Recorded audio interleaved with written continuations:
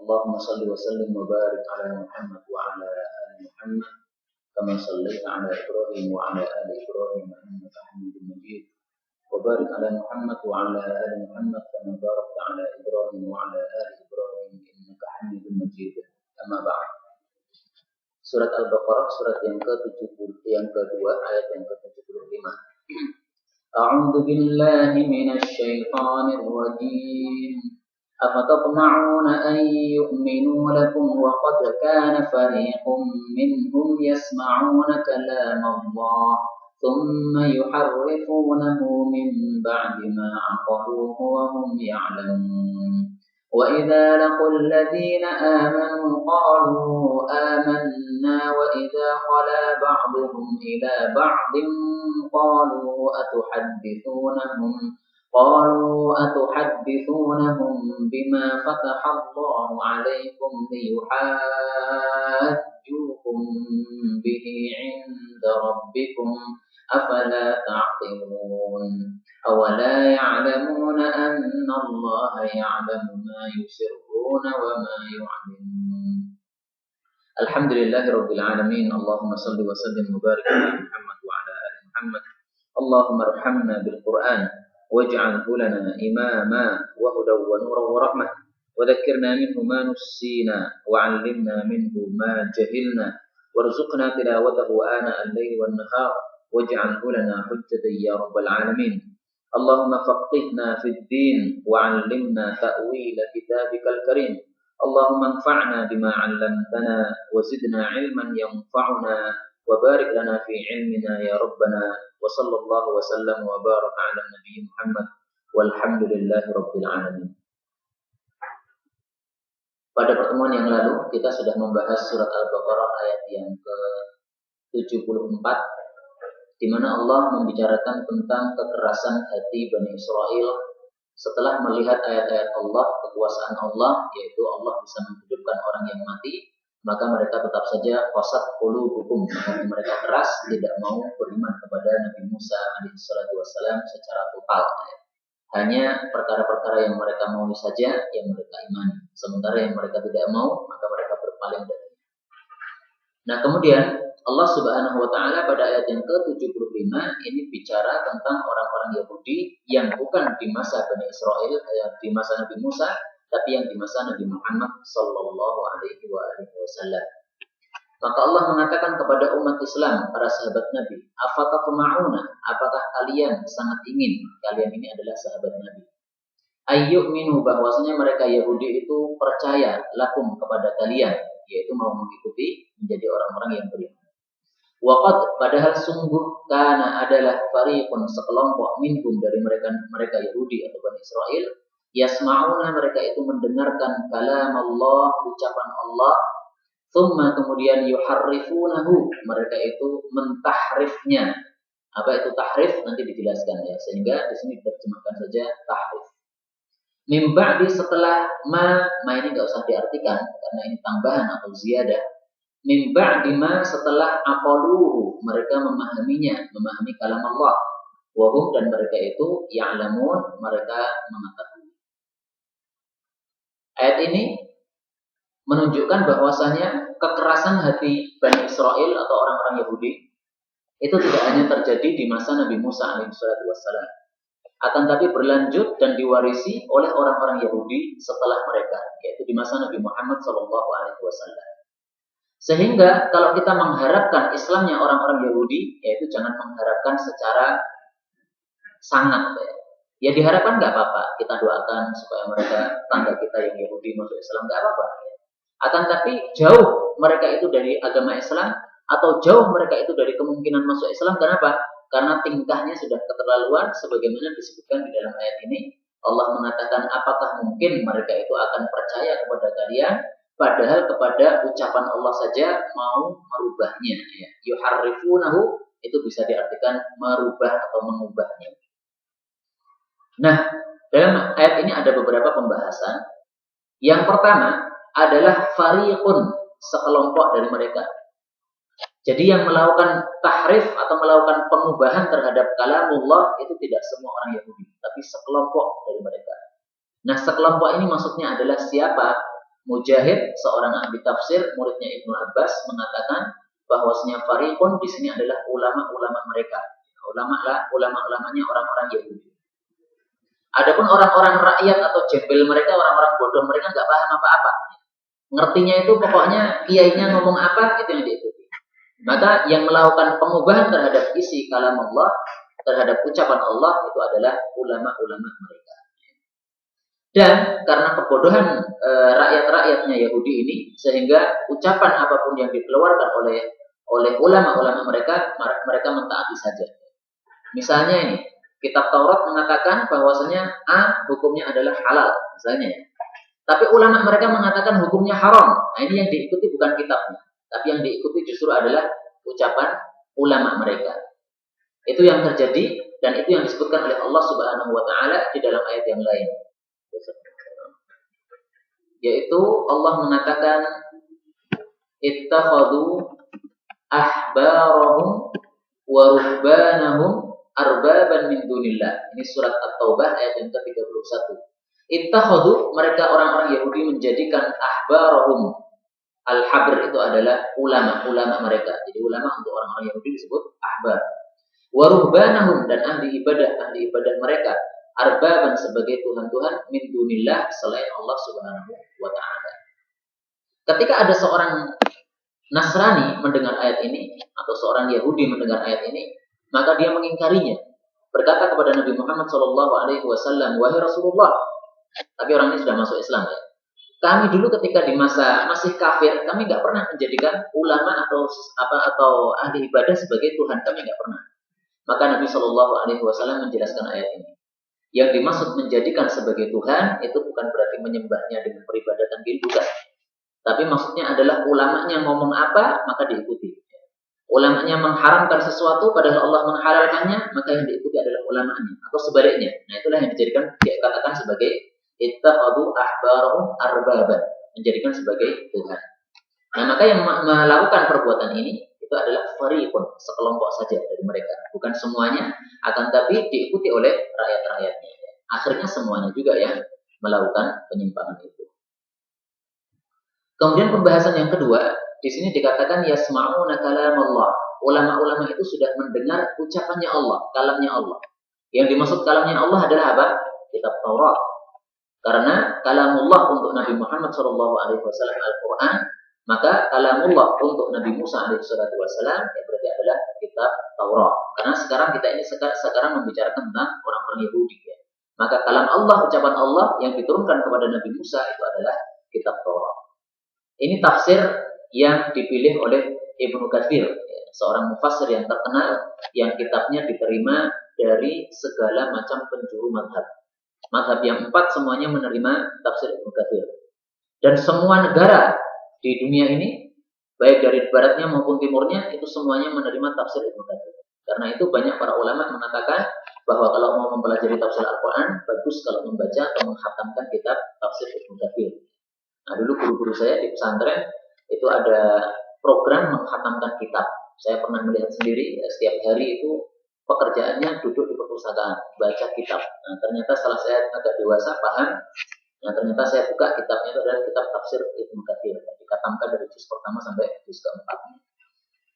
Nah, kalam Allah di dalam ayat ini ditafsirkan oleh Ibnu Katsir ini adalah At-Taurat. Tafsir yang kedua mengatakan bahwasanya kalamullah ini bukan kitab Taurat, akan tapi juz'un, sebagian dari kitab Taurat. Yaitu ayat ini mempunyai kisah bahwasanya ulama-ulama Yahudi di masa Nabi Musa alaihissalam mereka berkata kepada Nabi Musa, wahai Musa, kami tidak bisa beriman 100% dengan Anda, kecuali kalau kami ikut mendengar ucapan Allah Subhanahu wa taala. Sebagaimana engkau bisa mendengar ucapan Allah ketika mendapatkan wahyu itu, maka kami juga ingin mendengar ucapan Allah Subhanahu wa taala. Maka diajaklah orang-orang ini oleh Nabi Musa alaihissalam untuk mendengar wahyu dari Allah Subhanahu wa taala. Nah, pada saat itu mereka diizinkan oleh Allah untuk bisa mendengar kalam Allah, ucapan Allah kepada Nabi Musa ketika menurunkan wahyunya. Akan tapi setelah mereka mendengar ucapan Allah itu, tsumma yuharrifunahu, kemudian mereka itu mengubahnya.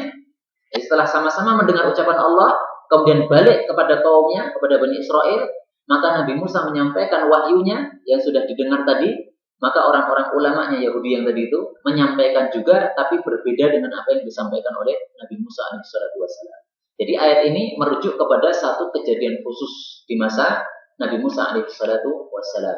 Dan tafsir yang kedua ini adalah yang dipilih oleh Al-Imam Ibnu Jarir At-Tabari, Imam Tabari. Imam Tabari itu juga seorang ulama tafsir yang kitab tafsirnya itu adalah kitab tafsir paling tebal. Kitab tafsirnya itu sekitar ada 25 jilid, Pak. Itu kalau mau dikatamkan nggak tahu berapa tahun. Dan 25 jilid ini itu adalah ringkasan dari apa yang ada di dalam otak beliau. Jadi awalnya beliau mengatakan kepada murid-muridnya, mari kita menulis tafsir Al-Quran. Jadi beliau mendiktekan dari hafalannya. Nggak perlu lihat kitab beliau. Nah kemudian mereka bertanya, berapa perlu halaman yang harus kita tulis? Maka beliau Ibnu Katsir menyebutkan jumlah halaman. Maka murid-muridnya mengatakan, wah nggak selesai itu, nggak akan selesai. Anda mati, itu kitabnya belum selesai kita tulis. Akhirnya mereka tidak mau. Maka Ibnu Jarir At-Tabari mengatakan, Inna lillahi wa inna ilaihi raji'un. Sekarang orang-orang ini sudah tidak giat lagi menulis kitab. Akhirnya beliau mengatakan, ya sudahlah, tafsir yang saya rencanakan itu saya ringkasnya saja. Maka diringkas menjadi 25 jilid. Masya Allah. Nah beliau memilih bahwasanya kalam Allah di sini adalah bukan kitab Taurat itu secara keseluruhan, akan tetapi sebagian darinya, yaitu yang pernah didengar secara langsung dengan telinga-telinganya ulama-ulama Yahudi. Wallahu a'lam bishawab. Menurut saya dua-dua tafsir itu sama-sama bisa dipakainya. Ya. Jadi boleh ini ditafsirkan kalam Allah pada kejadian khusus, boleh juga kalam Allah yaitu kitab Taurat. Karena fakta memang orang-orang Yahudi itu mengubah isi kitab Taurat. Ya itulah yang dimaksud di dalam kalimat yuharrifunahu. Mereka itu mengubahnya. Nah, kata-kata mengubah ini juga ada dua tafsir. Tafsir yang pertama yang dimaksud mengubah di sini adalah mengubah maknanya. Ayatnya tidak diubah. Ayatnya tetap ya. Bunyinya itu nggak berubah, ya. Akan tapi tafsirnya yang diubah. Nah, inilah perbuatan orang-orang Yahudi terhadap kitab suci mereka. Nah, sekarang kalau ada orang yang mengaku beragama Islam, menafsirkan Al-Quran dengan kepalanya sendiri, menyelisih ulama-ulama ahli tafsir, nah itu berarti sudah menyerupai tingkahnya orang-orang Yahudi. Tafsirnya orang-orang jil. Mereka menafsirkan dengan otaknya sendiri. Ya. Itu adalah sama persis dengan sikapnya orang-orang Yahudi yang melakukan yuharrifunahu, tahrif terhadap ayat-ayat suci dari kitab mereka. Maka ini adalah perbuatan yang tercela. Tafsir yang kedua, yuharrifunahu, mereka mengubahnya, itu maksudnya adalah betul-betul mengubah isinya atau mengubah lafalnya. Dan dua tafsir ini saya sama-sama cocoknya. Karena Yahudi itu melakukan tahrif terhadap makna, sebagaimana mereka juga melakukan tahrif terhadap lafalnya. Sehingga kalau kita mendapatkan kitab Taurat zaman sekarang, itu sudah bukan kitab Taurat yang asli lagi. Sudah mengalami tahrif, sudah mengalami perubahan-perubahan yang sangat banyak dari kitab aslinya. Maka dua tafsir ini sama-sama benarnya, ya, sama-sama bisa diterima.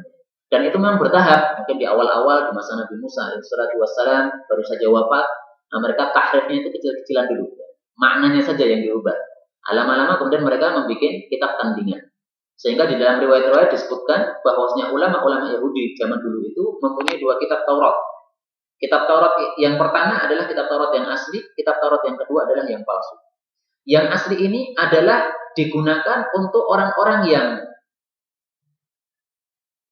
berada dalam kebenaran dan dia sedang berseteru dengan orang yang lain. Kemudian orang yang berada dalam kebenaran ini mau memberikan sogok kepada ulama Yahudi. Tolong dimenangkan saya. Misalnya ada dua orang berseteru, yang satu A benar, B salah. Yang benar ini memberikan sogok, maka ulama Yahudi ini akan mengeluarkan kitab Taurat yang asli. Karena kitab Taurat yang asli pasti akan memenangkan orang yang benar. Tapi kalau yang membawa riswah, membawa suapan itu adalah orang yang salah, maka dikeluarkanlah kitab yang palsunya. Karena kalau menggunakan kitab aslinya, maka yang menang adalah yang akan benar tadi itu, yang tidak menyogoknya. Sehingga dikeluarkan kitab itu sesuai dengan syahwat atau hawa nafsu mereka. Itulah yang dikatakan yuharrifunahu menurut tafsir yang kedua, ya, mengubah lafal-lafal isi kitab Taurat. Allah Subhanahu wa taala mengatakan bahwasanya mereka melakukan tahrifnya itu min ba'di ma aqaluhu, setelah mereka itu memahaminya. Jadi sebenarnya maksud ayat itu mereka paham, akan tapi mereka berikan tafsir yang berbeda dengan apa yang dipahami sejak awalnya. Maka ini adalah merupakan termasuk wa adallahu Allahu ala ilm. Orang yang disesatkan oleh Allah Subhanahu wa taala padahal sudah mempunyai ilmu di dalam otaknya. Orang yang seperti ini dosanya lebih besar daripada orang yang mengatakan sesuatu yang kesalahan akan tapi tidak mengetahui ilmunya. Orang-orang bodoh, kayak orang-orang Syiah, orang-orang bodoh mereka. Kata Ibnu Taimiyah, orang-orang Syiah itu kebanyakannya orang-orang bodoh. Sehingga mereka itu nggak tahu dikibuli oleh ulama-ulama mereka. Nah, sehingga kalau orang Syiah mau keluar dari kesyiahnya, itu harus menjadi orang cerdas dulu. Sehingga tahu bahwasanya ternyata selama ini dibohongi oleh ulama-ulama mereka. Tapi selama mereka tidak mau belajar, tidak mau jadi orang cerdas, ya selamanya akan tetap menjadi orang bodoh seperti itu. Maka kata Ibnu Taimiyah, minhum muslimun. Di antara orang-orang Syiah itu ada orang-orang yang Islam, yang mempunyai iman, yang mempunyai amal soleh. Walakinnahum jahilun. Akan tapi mereka adalah orang-orang yang bodoh betul-betul. Ya. Dikibuli oleh ulama-ulama mereka nggak paham. Maka karena itulah para ulama-ulama Saudi, Ibnul Baz, Ibnul Utsaimin, mereka itu membedakan hukum antara ulama-ulama Syiah dengan rakyat-rakyatnya Syiah. Kalau ulama-ulama Syiahnya ini dihukumi kafir. Kenapa? Karena mereka itu tahu ilmunya. Tahu bahwasanya apa yang mereka ucapkan salah, tapi nekat saja. Nah, ini adalah berarti apa? Kekafiran yang nyata. Adallahu an ilm. Disesatkan oleh Allah padahal tahu ilmunya. Tapi kalau rakyat-rakyatnya yang jelata-jelata, yang bodoh-bodoh, maka mereka tidak dihukumi kafir. Karena apa? Yang mereka adalah orang-orang yang tidak paham. Seperti di Ahmadiyah. Ustaz Mu'in pernah cerita bahwasanya salah satu muridnya itu marah-marah sama beliau. Gara-gara apa? Ustaz Mu'in memberikan sebuah kajian yang mengkafirkan Ahmadiyah. Maka salah satu muridnya ini ternyata dia adalah orang Ahmadiyah. Maka dia ngaku, ya Ustaz Mu'in, jangan mengatakan seperti itu. Saya ini Ahmadiyah, bapak saya Ahmadiyah, ibu saya Ahmadiyah, keluarga Ahmadiyah. Semuanya tidak mengatakan seperti yang Anda katakan itu. Kami tidak mengatakan Mirza Ghulam Ahmad itu Nabi, itu nggak mengatakan sama sekali. Nah, ternyata ini adalah orang-orang bodoh mereka. Bukan termasuk ulama mereka. Nah, apa yang Allah Subhanahu wa taala katakan tentang sikap yang seperti ini? Yaitu sikap mengetahui ilmu akan tetapi menyelisih ilmunya sendiri. Allah mengatakan di dalam surat Al-Jathiyah. Nggih, monggo.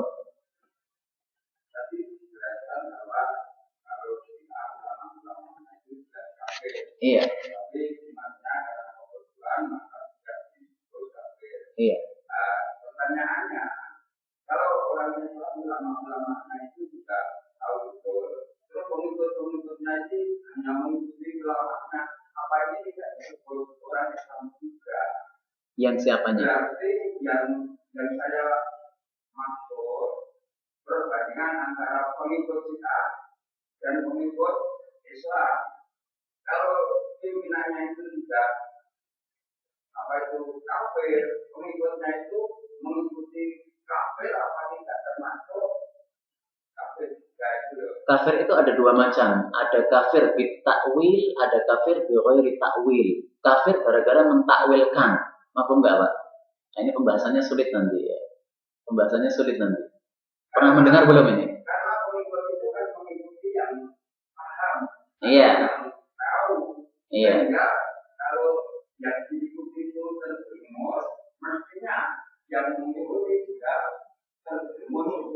Mestinya, ya kan? Mestinya ya. Ya. Tapi Allah Subhanahu wa taala bijaksana. Sehingga orang-orang yang bodoh dimaafkan oleh Allah Subhanahu wa taala. Innallaha tajawaza li an ummatil khata'a wan nisyana wa mastukrihu alaihi. Orang yang khata', salah tidak sengaja, dimaafkan oleh Allah. Wal nisyana, orang yang lupa, juga tidak sengaja, dimaafkan oleh Allah. Mastukrihu alaihi, orang yang dipaksa oleh Allah Subhanahu wa taala, itu juga dimaafkan oleh Allah Subhanahu wa taala. Ammar bin Yasir mengatakan Muhammad orang jelek, padahal Nabi Muhammad sallallahu alaihi wasallam.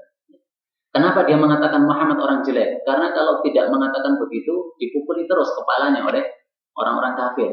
Jadi ucapannya mengatakan sesuatu, hatinya tidak mengatakan seperti itu. Ya. Datang kepada Nabi nangis-nangis, dimaafkan oleh Nabi sallallahu alaihi wasallam. Kata Nabi, kalau mereka menyiksamu lagi, ucapkan seperti itu lagi. Enggak apa-apa, mengejek saya enggak apa-apa, akan tapi apa? Hatimu tidak meyakini seperti itu. Maka ada pengecualian di dalam ilmu syariat ini. Sehingga kita tidak bisa menghukumi sesuatu secara mudah seperti itu tadi. Saya wasiatkan saja bahwa marilah kita ikuti ulama-ulama kita. Kalau ulama kita mengatakan seperti itu, ya sudahlah. Kita sebagai rakyat ya, yang nggak paham apa-apa, ya sudahlah. Ikuti apa yang difatwakan oleh ulama kita. Kalau ulama-ulama mengatakan bahwasanya ulamanya Syiah itu adalah kafir karena sudah mereka tahu, sementara tetap menyelisih apa yang mereka ketahui, tapi rakyatnya karena bodoh maka tidak dihukumi kafir, ya sudahlah, kita ikuti apa? Fatwanya para ulama saja. Jangan kita memposisikan diri sebagai ahli fatwa. Ya. Karena kalau kita memposisikan diri sebagai ahli fatwa, maka nanti akan terjadi kiamat secara cepat. Idza wusidal amru ila ghairi ahlihi fantadhiris sa'ah.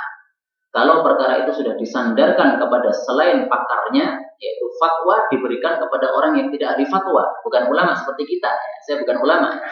Maka tunggulah kiamat, fantadhiris sa'ah. Jelas Pak Nggih? Ya mudah-mudahan jelas. Saya kembali kepada surat Al-Jathiyah, surat yang ke-45 ayat yang ke-23. Afara'aita, apa pendapatmu wahai Nabi Muhammad sallallahu alaihi wasallam? Atau apa pendapatmu wahai pembaca Al-Qur'an? Jadi ta di sini, kamu di sini bisa dua. Man terhadap orang yang ittakhadha ilahahu, menjadikan hawa nafsunya, menjadikan sebagai tuhannya hawahu, yaitu hawa nafsunya. Wa adallahu Allah, dan Allah itu menyesatkan dia ala ilmin, di atas ilmu. Maksudnya apa? Dia sudah punya ilmu tapi tidak mau mengikuti ilmunya, disesatkan oleh Allah Subhanahu wa taala. Karena itu khatama ala sam'i, Allah itu mensegel telinganya, tidak bisa mendengarkan sesuatu yang benar. Mendengar tapi tidak menerimanya. Wa qalbi, mensegel hatinya, mendengar sesuatu yang benar tapi nggak mau menerimanya. Ini orang yang gara-gara mengikuti hawa nafsunya, menjadikan hawa nafsunya sebagai Tuhan. Wa ja'ala 'ala basarihi ghishawah, dan Allah menjadikan di atas matanya ada tutupan sehingga tidak bisa melihat kebenaran. Fama yahdihi min ba'dillah, siapakah yang bisa menunjuki dia setelah Allah? Artinya tidak ada yang bisa menunjukinya selain Allah. Afala tadhakkarun, apakah kalian tidak mengambil pelajaran? Nah, inilah ulama-ulama Syiah itu termasuk di dalam ayat ini. Ittakhadha ilahahu hawahu, menjadikan hawa nafsunya sebagai tuhannya. Tahu bahwa itu salah, tapi nggak mau mengakui sebagai kesalahan. Karena kalau mengakui sebagai kesalahan, maka mereka turun dari jabatannya. Dan ini terjadi juga kepada ulama-ulamanya orang-orang Yahudi. Saya membaca sebuah kitab judulnya Ulul Himmah, yang artinya itu adalah tekad yang kuat. Di situ diceritakan beberapa ulama-ulama yang mempunyai tekad yang kuat. Salah satunya ternyata adalah seorang ulama yang dia itu adalah bekas dari pastor. Karena suatu saat dia disuruh untuk memimpin ijtima'nya para pastor yang sebenarnya dia mewakili dari paus. Nah, pausnya nggak bisa hadir, maka dia sebagai pemimpin rapat itu. Dan dia mengatakan di dalam Taurat atau dalam Injil ini ada sebuah ayat yang menunjukkan adanya tauhidullah, pengesaan kepada Allah Subhanahu wa taala. Dan semua pastor mengetahui semua itu, ya, ayatnya itu. Dan dia mengatakan, karena saya tidak bisa memutuskan masalah ini, maka kita tunggu saja jawabannya dari Pak Paus. Ya, Pak Pausnya kan sedang sakit, nggak bisa hadir, kita tunggu dulu saja, insya Allah besok. Gitu. Nah, maka kemudian akhirnya dia datang kepada Pausnya, minta tolong supaya diberikan solusi ini ayatnya gimana. Kita menyembahnya Trinitas, ya kan? Tapi ayatnya tauhid. Maka Pausnya mengatakan sebenarnya ayat ini benar. Tapi kalau saya mengatakan sebagaimana ayat ini, maka saya ini sudah tua renta, nanti kalau saya mengucapkan seperti ayat ini, pasti tidak akan ada pengikutnya lagi. Jadi saya mati dalam kondisi kesengsaraan. Karena sudah tua renta, tidak ada pengikutnya lagi, tidak ada dunia yang menyertai saya lagi. Kalau Anda masih muda, maka silahkan Anda mengikuti ayat ini, nggak apa-apa. Karena Anda keluar menjadi orang Muslim, itu nanti masih bisa mendapatkan kesuksesan. Jadi nasihat dari seorang paus kepada seorang pastor, masya Allah. Maka akhirnya dia masuk Islam dan dia menceritakan kisahnya itu, dan dia akhirnya menjadi seorang ulama muslimin. Itu diceritakan di dalam kitab Ulul Himmah. Maka ini menunjukkan bahwa ulama-ulama Yahudi itu sebenarnya tahu bahwasanya mereka berada di dalam kesesatan. Tapi ittakhadha ilahahu hawahu, hawa nafsunya dijadikan sebagai Tuhan. Wa adallahu Allahu ala ilmin, Allah menyesatkannya padahal tahu ilmunya. Demikian juga kita, selama kita sudah mempelajari Al-Quran, sudah mempelajari hadis Nabi SAW, kan kita sudah tahu banyak, Pak. Peraturan-peraturan di dalam Islam ini nggak boleh, ini halal, ini haram, ini wajib, ini sunnah, ini haram. Ya. Kita semuanya sudah tahu. Maka kalau kita masih melanggarnya, maka sebenarnya kita juga masuk di dalam kategori ayat ini meskipun tidak 100%-nya ya, hanya seberapa persennya saja. Tidak semua kehidupan kita itu adalah ittakhadha ilahahu hawa, tapi sebagian dari aktivitas kita ada yang mengikuti hawa nafsu kita. Ini berarti kita sudah masuk dalam ayat ini meskipun berapa persennya. Maka ini adalah sebagai teguran bagi kita juga, terutama bagi saya yang bicara di depan di sini. Maka marilah kita mengambil pelajaran dari ayat ini. Yuharrifunahu min ba'di ma aqalu. Setelah memahami ayat, kemudian tidak mengikuti isinya, tapi malah mengikuti yang bertolak belakang dengannya. Ini ditegur oleh Allah Subhanahu wa taala dan dianggap sebagai kesesatannya orang-orang Yahudi. Wahum ya'lamun, dan mereka itu mengetahui. Maksudnya mengetahui apa? Mengetahui bahwasanya perbuatan tahrif itu adalah perbuatan yang dosa. Mengetahui bahwasanya tahrif ini adalah maksiat kepada Allah Subhanahu wa taala. Nah, di sini ya'lamun, mereka mengetahui apa tidak disebutkan di dalam ayat ini karena sudah mafhum. Dan itulah yang disebut oleh para ulama termasuk ikhtisar atau ijaz di dalam Al-Qur'an. Ijaz itu apa? Yaitu meringkas ucapan-ucapan yang sudah dipaham maka tidak usah disebutkan. Nah, ini termasuk di dalam ilmu bahasa Arab itu termasuk kefasihan di dalam bahasanya. Kalau orang banyak ngomongnya, sesuatu yang jelas masih dijelaskan lagi, nah ini bukan kefasihan di dalam bicara ya. Kefasihan bicara adalah ketika seseorang itu menyebutkan yang perlu-perlu saja, yang tidak perlu maka tidak usah disampaikan.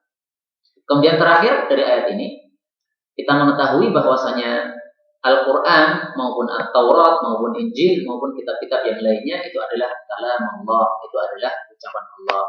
Karena itu para ulama ahli sunnah wal jamaah mereka menetapkan bahwasanya kitab-kitab Allah itu bukan makhluk, akan tapi kitab-kitab Allah itu adalah kalamullah, ucapannya Allah. Karena kalau kita mengatakan Al-Quran makhluk itu berarti sama dengan kita tidak mengatakan kalamullah ya. Karena Allah itu bukan makhluk, sehingga apapun yang berkaitan dengan Allah, yaitu tangannya, kemudian matanya, kemudian betisnya, yang semuanya itu disebutkan dalam hadis-hadis yang sahih dan ayat-ayat yang sangat banyak, dan ucapannya itu semuanya bukan makhluk karena semuanya berkaitan dengan Allah Subhanahu wa taala. Ya, meskipun mungkin masalah ini tidak terlalu jadi bahasan pada saat sekarang, tapi zaman dulu itu pernah terjadi sebuah fitnah yang sangat besar di mana penguasa muslim memaksa orang-orang muslim untuk mengucapkan Al-Quran adalah makhluk. Maka Imam Ahmad bin Hanbal sebagai ulama paling besar pada saat itu mengatakan tidak, Al-Quran bukan makhluk. Nah, karena beliau mengatakan seperti itu maka dijebloskan dalam penjara dan disiksa sangat banyak sekali oleh para pemimpin pada saat itu ya.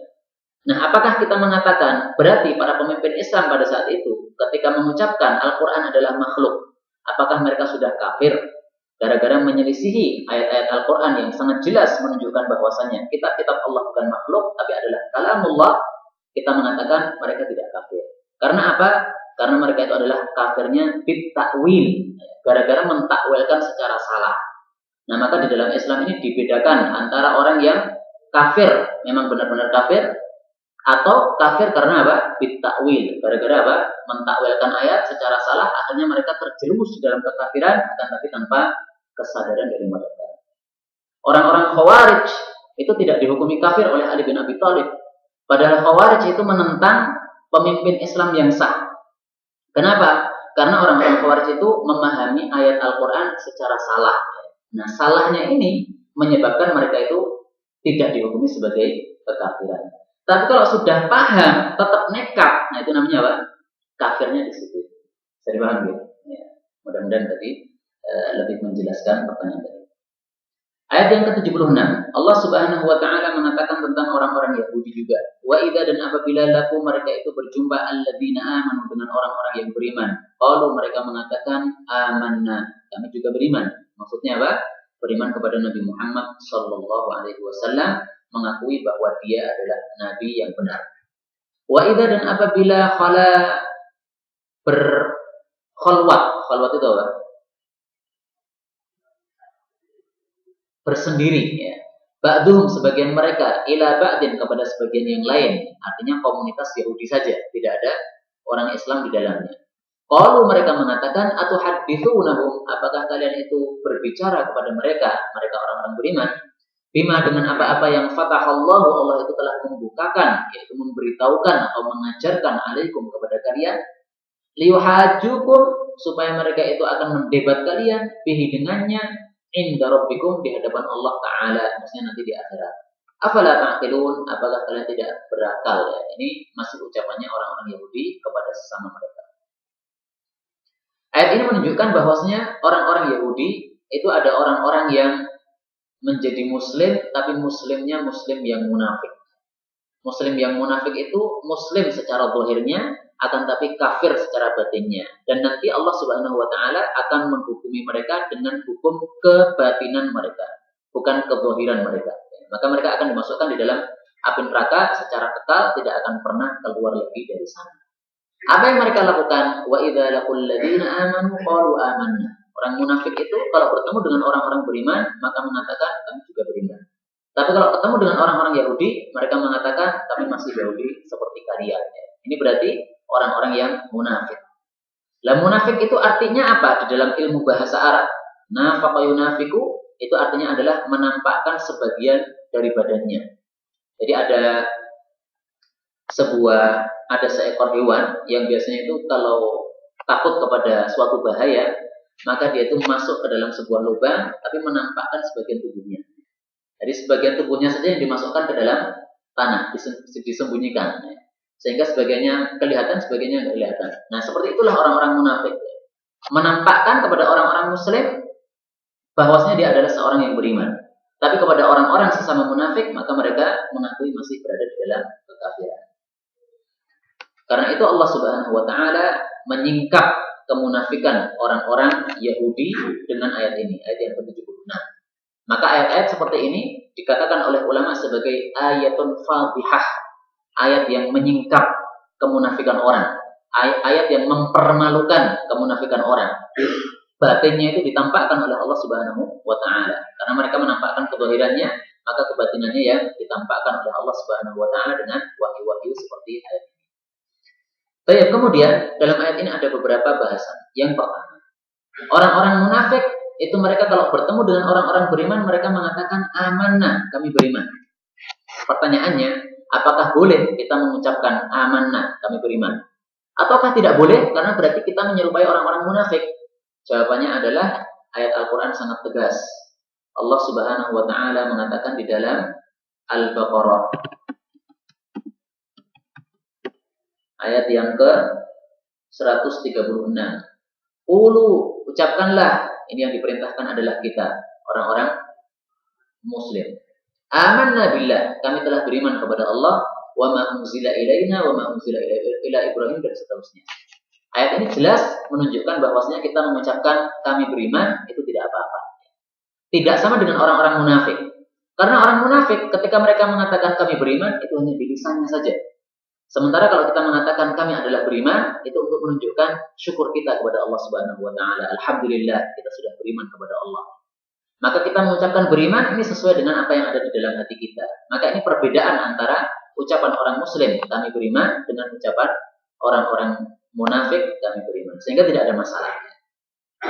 Mungkin masih ada pertanyaan lagi. Bukankah di dalam surat Al-Hujurat Allah Subhanahu wa Ta'ala mengatakan qulu aslamna. Jangan mengatakan amanna, tapi katakanlah aslamna. Qalatil a'rab, orang-orang Arab desa mengatakan amanna, kami telah beriman. Qul, katakanlah wahai Nabi, lam tu'minu, kalian belum beriman. Walakin akan tapi qulu aslamna, ucapkanlah kami Islam. Karena Islam itu kan tingkatan di bawahnya iman, ya. Tidak semua orang Islam pasti iman, tapi orang iman pasti Islam. Nah, maka setelah dibuka kitab-kitab tafsir Al-Quran, ternyata ini adalah kondisi khusus di mana orang-orang Arab desa ini mereka baru saja masuk Islam, belum mengenal banyak Islam, tapi mereka sudah memposisikan diri mereka seperti orang-orang yang sudah lama masuk Islam. Maka dilarangnya ucapan orang-orang Arab desa ini mengatakan kami beriman, itu maksudnya adalah ketika mengatakan kami beriman ini untuk tazkiyatun nufus, untuk sok suci, ya. Wah, saya sudah setingkat dengan Abu Bakar As-Siddiq, saya sudah lama ngaji, maka saya setingkat dengan para sahabat. Nah, itu tidak boleh. Kalau kita mengatakan kami beriman, tapi tidak untuk tazkiyatun nufus, tapi untuk menampakkan memang kita adalah orang yang beriman, atau untuk kita bersyukur kepada Allah Subhanahu wa Ta'ala atas iman kita, maka itu tidak ada masalah. Karena itu berarti kesimpulannya mengucapkan amanah itu bisa benar, bisa salah. Kalau mengucapkannya itu adalah untuk tazkiyatun nufus, sok suci, mengatakan dirinya sudah tingkat yang tinggi, maka ini yang dilarang. Tapi kalau mengatakan amanah sesuai dengan keadaannya, dia sebagai orang yang beriman, maka itu adalah dibenarkan. Dan sebagai penutup, ada sebuah riwayat di dalam kitab Al-Musannaf Ibnu Abi Syaibah, di mana para sahabat Nabi Shallallahu Alaihi Wasallam ternyata juga mengatakan nahnul muslimun al mu'minun, kami adalah orang-orang yang muslim dan kami adalah orang-orang yang mukmin. Qultu li Atha, saya bertanya kepada Atha, sesungguhnya di antara kami ada suatu kaum yang mereka itu kami anggap sebagai orang-orang yang baik. Tapi kalau kami mengatakan nahnu mu'minun, kami adalah orang-orang beriman, abudzalika alaina, maka orang-orang yang baik tadi mencela kami. Jangan mengatakan kami beriman. Maka Atha bin Abi Rabah, seorang tabi'i, dia mengatakan nahnul muslimunal mu'minun, kami adalah orang-orang muslim dan kami adalah orang-orang mukmin. Kadzalika adrakna ashab Muhammad, seperti itulah kami mendapati para sahabat-sahabat Nabi Muhammad sallallahu alaihi wasallam mengucapkan. Di para sahabat juga mengatakan nahnul muslimun, mereka juga mengatakan nahnul mu'minun. Tapi tidak dalam rangka tazkiyah, ya, tidak dalam rangka sok suci, tapi untuk menampakkan memang kita adalah orang beriman, kita bukan orang-orang kafir. Wallahu taala alam bisawab. Subhanallah wa bihamdihi, asyhadu an la ilaha illa anta, astaghfiruka wa atubu ilaik.